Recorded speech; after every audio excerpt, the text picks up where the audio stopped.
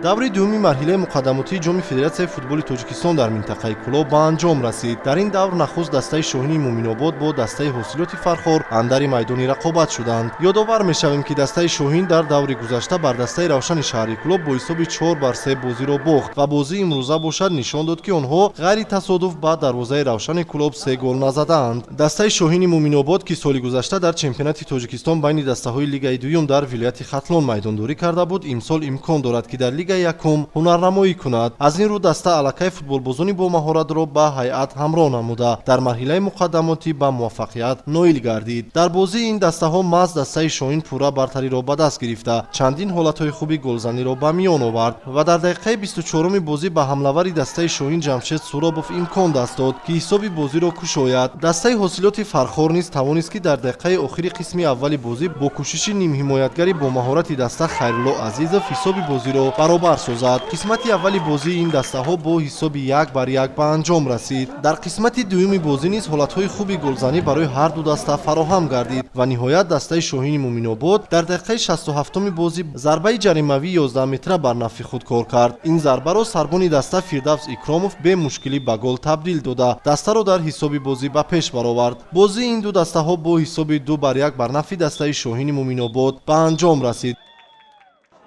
дидори дигари даври дуюми марҳилаи муқаддамотии ҷоми Федератсияи футболи Тоҷикистон дар минтақаи клуб бо иштироки дастаи сарҳадчии ноҳияи Ҳамадонӣ ва ҳулбуки ноҳияи Восе ҷараён гирифт. қисмати аввали бозии имрӯза бо ҳисоби 1-1 ба анҷом расид ва дар қисмати дуюми бозӣ бошад дастаи сарҳадчӣ бештар имкони рахна намудани дарвозаи рақибро ба миён меовард. дар дақиқаҳои охири дидори имрӯза саъитараш дар дақиқаи 89-уми бозӣ ҳамлавари дастаи сарҳадчӣ Умед Ҷалолов голи ғалабаовари дастаро ба ҳадаф расонида дуюмин ғалабаро дар марҳилаи муқаддамотии ҷом ба даст оварданд. бозии охирини даври дуюм бошад бо иштироки дастаи Равшани шаҳри клуб ва Файзканди ноҳияи Восе ҷараён гирифт. дастаи Равшан ба ҳайси муддаӣ барои ғолибият аз дақиқаҳои аввали бозӣ бартариро ба даст гирифт ва дар қисми аввали бозӣ 4 голи беҷавоб ба дарвозаи рақиб ворид кард. голҳои дастаи Равшанро Абдураҳмон Нозимов дар дақиқаи 16-ум, Авазхон Қамчинов дар дақиқаи 19-ум ва 2 голи дигарро Наврӯз Рустамов дар дақиқаҳои 21-ум ва 45-уми бозӣ ба самар расониданд. дастаи ҷавонони Файзканди ноҳияи Восе дар муқобили рақиб ягон ҳолати голзаниро созмон дода натавонистанд. дар нимаи дуюми бозӣ бошад дастаи Равшан асосан футболбозони ҷавонро ба майдон овард ва боз ҳам дар дақиқаҳои 53-ум, 66-ум ва 66-уми бозӣ 3 голи дигарро ба ҳадаф расонид. голҳои дастаи Равшанро дар нимаи дуюми бозӣ Амирҷон Раҳимов, Рамазон Сангов ва Авазхон Қамчинов ба ҳадаф расониданд. даври дуюми марҳилаи муқаддамотии ҷоми Федератсияи футболи Тоҷикистон дар минтақаи клуб ба анҷом расид ва дастаи Равшани клуб ва сарҳадчии Ҳамадонӣ баъди ба даст овардани 2 ғолибиятӣ дар садри ҷадвали мусобиқот қарор гирифтанд. дастаи ҳулбук ва Файзканди Восе бошад то ҳол ягон имтиёз ба даст наовардаанд.